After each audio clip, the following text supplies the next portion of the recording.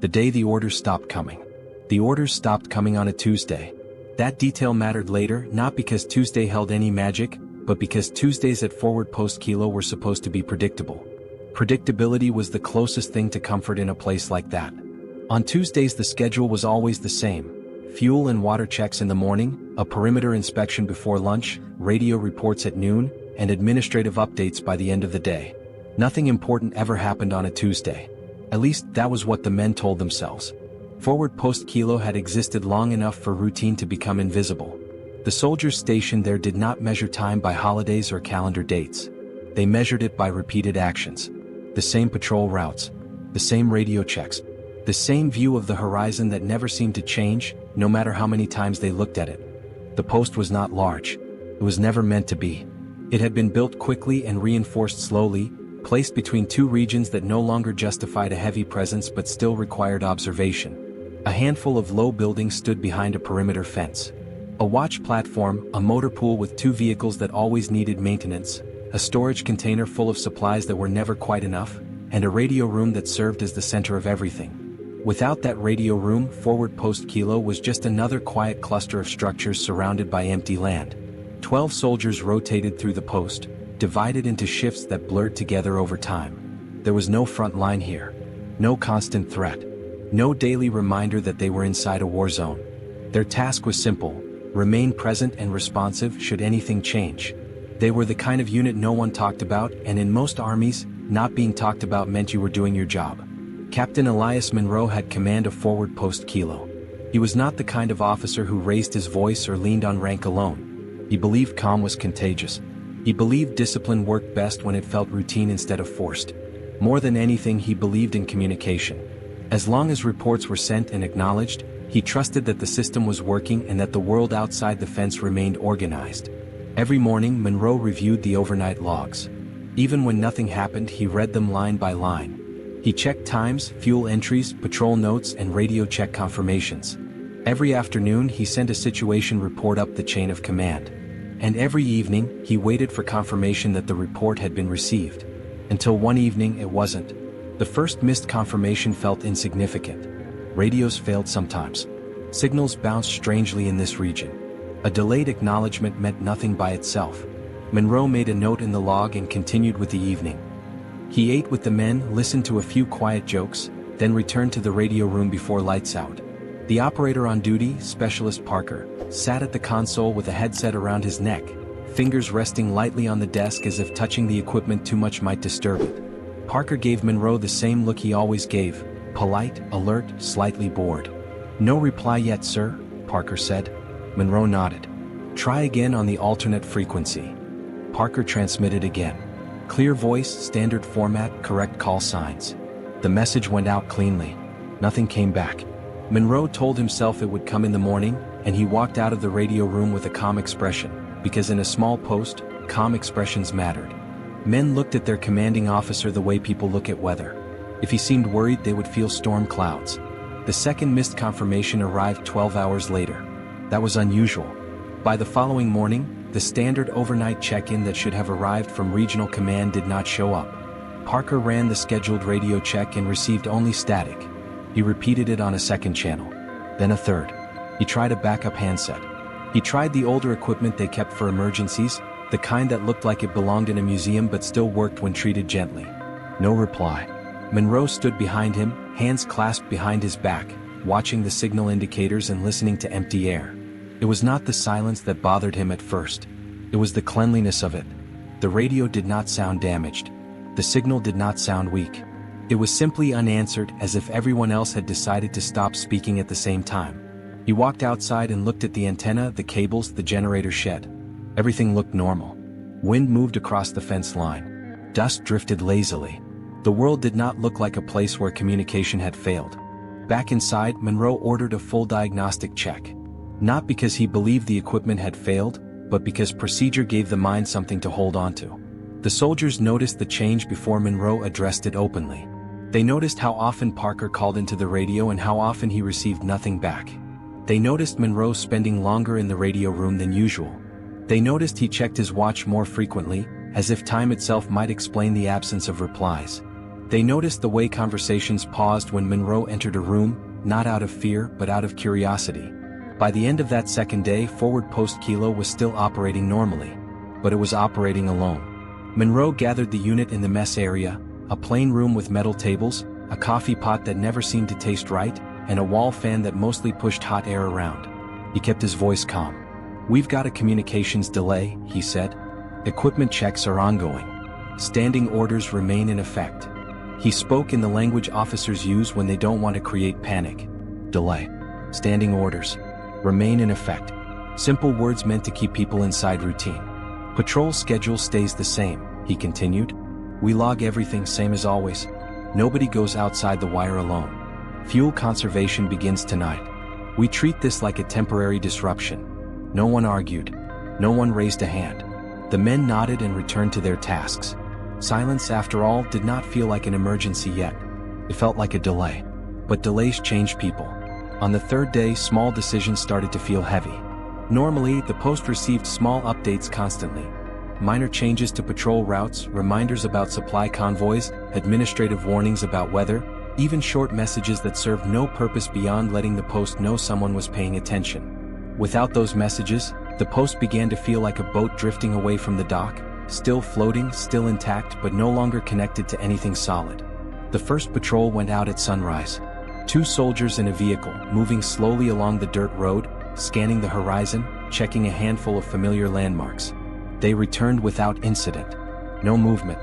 No signs of activity. The second patrol went out before noon. Same result. Everything outside looked normal, and that was part of the problem. If something had changed, at least the silence would make sense. But nothing changed.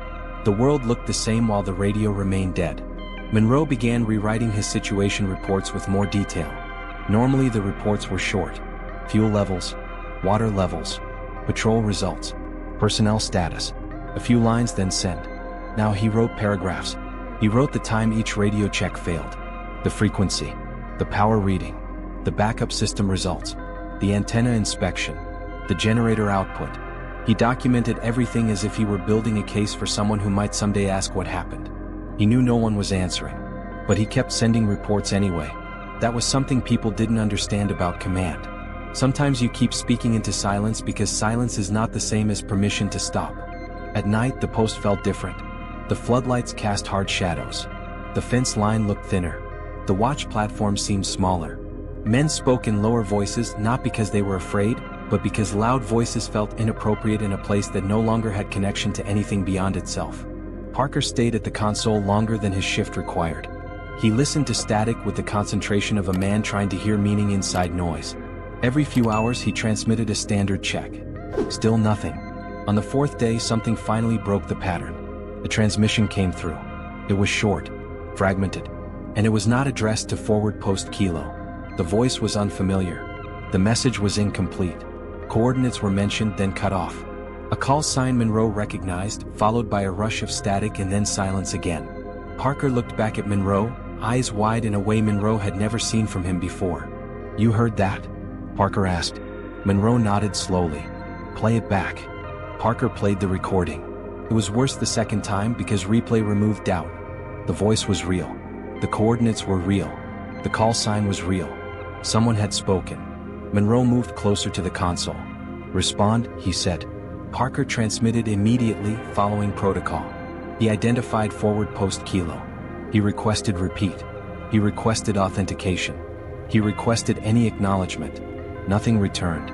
The message repeated once more, distorted and unclear, then vanished completely as if someone had turned off the channel mid-sentence. That single transmission changed everything. It proved Forward Post Kilo was not alone.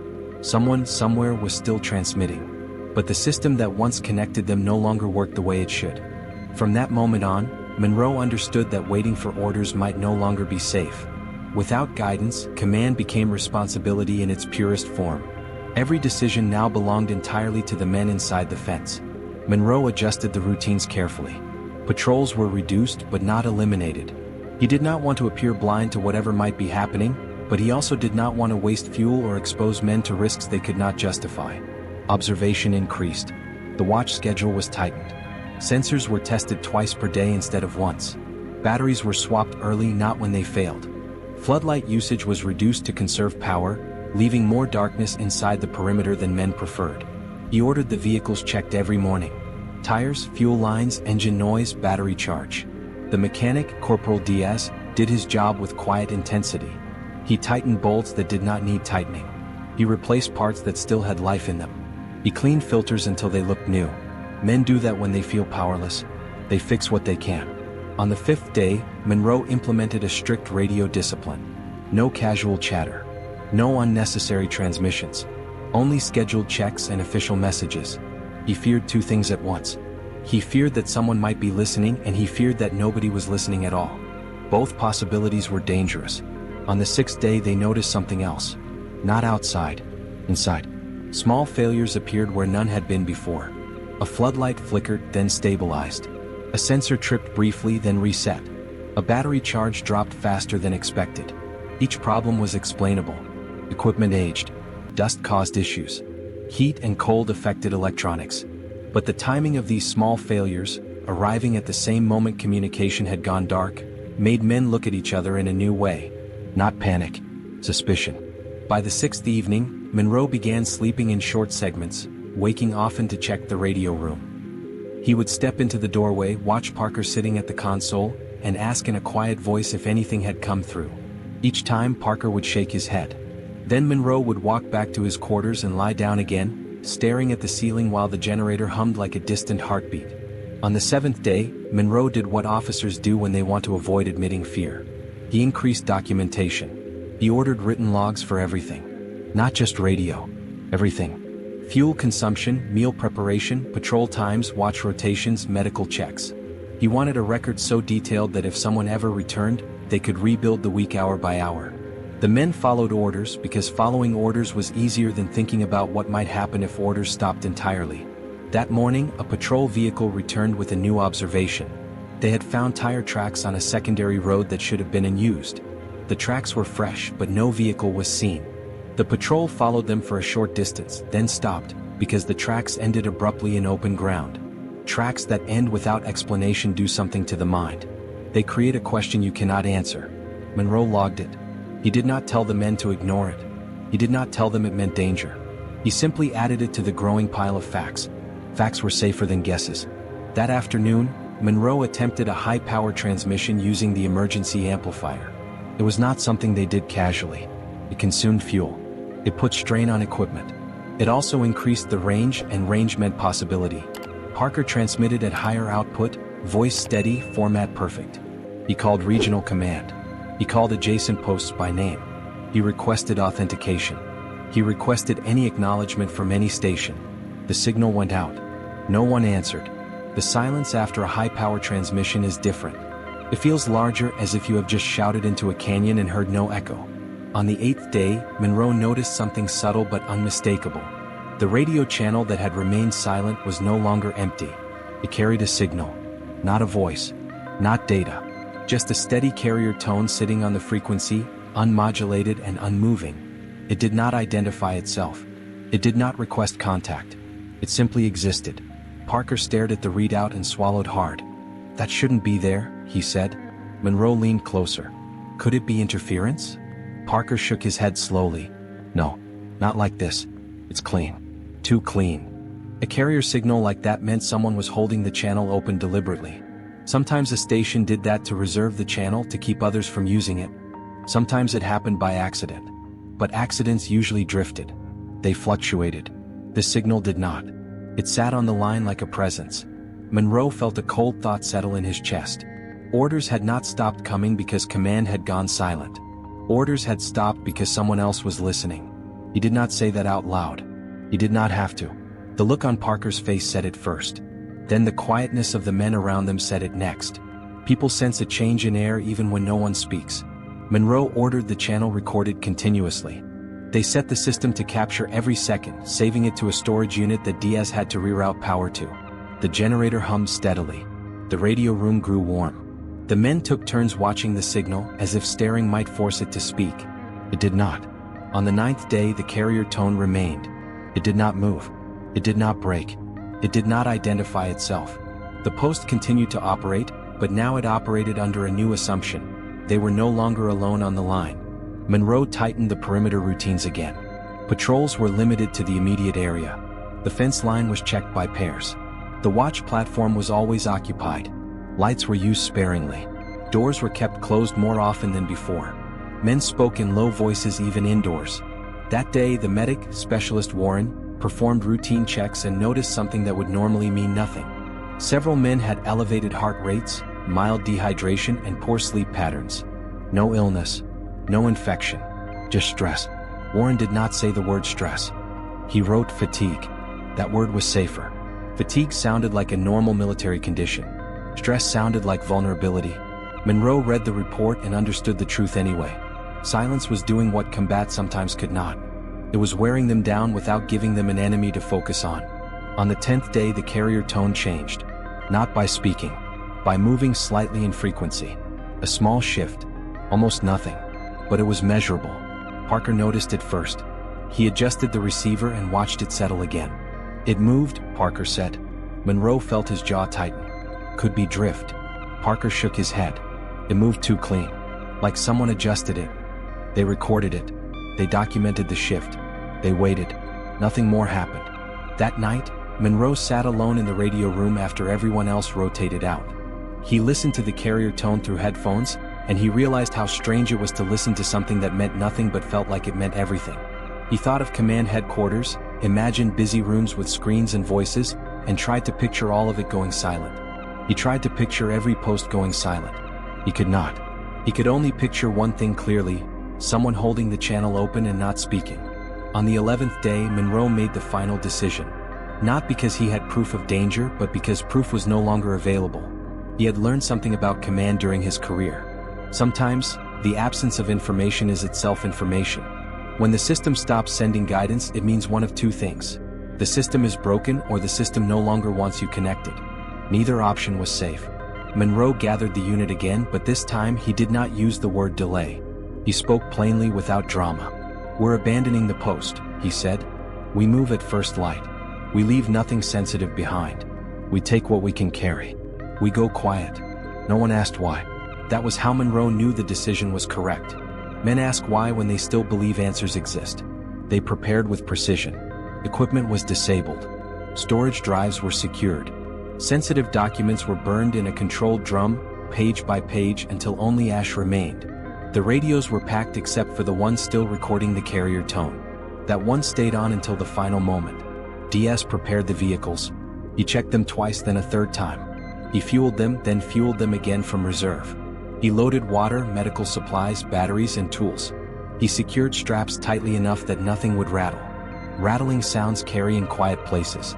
Warren packed the medic kit, then packed a second smaller one for the lead vehicle, then a third small pouch for his own pocket. People do that when they fear being separated. At dawn on the 12th day, Monroe walked through the post one last time. He touched the doorframe of the radio room lightly, more out of habit than sentiment. He looked at the watch platform. He looked at the fence. He looked at the empty road beyond. Everything looked normal. That was the strangest part. The post looked like it could have continued operating forever. The danger was not visible. The danger was absence. Parker remained in the radio room until the last moment, recording the carrier tone. When Monroe finally gave the signal, Parker shut down the recorder, unplugged the unit, and carried it out like it was a fragile object. When the vehicles rolled out, dust rose behind them and hung in the air, slow and drifting. Monroe looked back once. Forward post Kilo stood quiet and intact. Floodlights off. Doors closed. Fence line still. It looked less like a military post and more like an abandoned construction site waiting for workers who would never return. As the convoy moved away, the post shrank behind them until it became a small shape on the horizon. Then it disappeared completely, swallowed by distance. Years later, forward post Kilo would be listed as decommissioned due to communication failure and strategic realignment. No further explanation would be provided.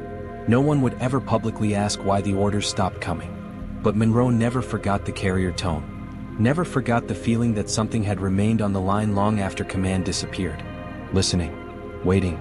And, in the end, successfully turning a military post into a place that no longer existed on any map. A Warbound journal story.